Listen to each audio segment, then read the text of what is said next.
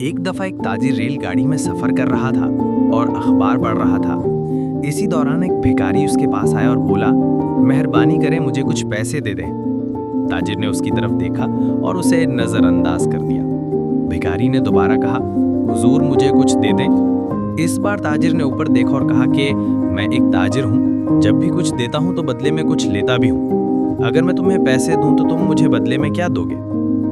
یہ سن کر بھکاری حیران رہ گیا اور خاموشی سے وہاں سے چلا گیا، لیکن تاجر کی باتیں اس کے ذہن میں گونجتی رہیں۔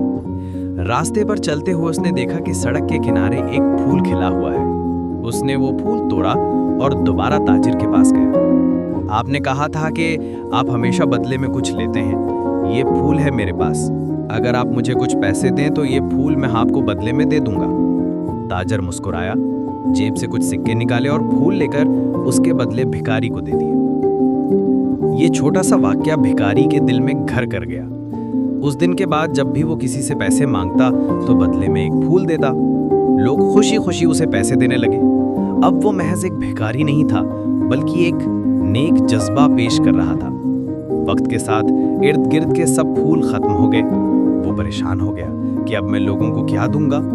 پھر اس نے سوچا، میں جو پیسے کماتا ہوں ان سے بازار سے پھول خرید لوں گا۔ یوں اس نے پھول خریدنا اور دینے کا سلسلہ شروع کر دیا۔ دھیرے دھیرے اس نے بھیک مانگنے کے بجائے پھول بیچنا شروع کر دیا۔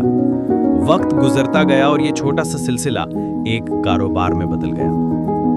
ایک دن وہ اپنے پھولوں کے اسٹال پر کھڑا تھا کہ اس نے اسی تاجر کو دیکھا جو ٹرین میں ملا تھا۔ وہ اس کے پاس گیا اور بولا، جناب کیا آپ مجھے پہچانتے ہیں؟ میں وہی بھکاری ہوں جو ایک دن آپ کے پاس آیا تھا۔ آپ نے کہا تھا کہ بدلے میں کچھ دیے بغیر آپ کچھ نہیں دیتے، تو میں نے آپ کو ایک پھول دیا اور آپ نے مجھے چند سکے دیے۔ آج میں پھولوں کا کاروبار کرتا ہوں اور بھیک مانگنا چھوڑ چکا ہوں۔ سبق: کبھی کبھی سوچ کا ایک چھوٹا سا زاویہ پوری زندگی بدل دیتا ہے۔ بس ضرورت ہے تھوڑی سی خودداری، ایک نیا طریقہ اپنانے کی اور ہمت کے ساتھ کچھ پیش کرنے کی، چاہے وہ کتنا ہی چھوٹا کیوں نہ ہو۔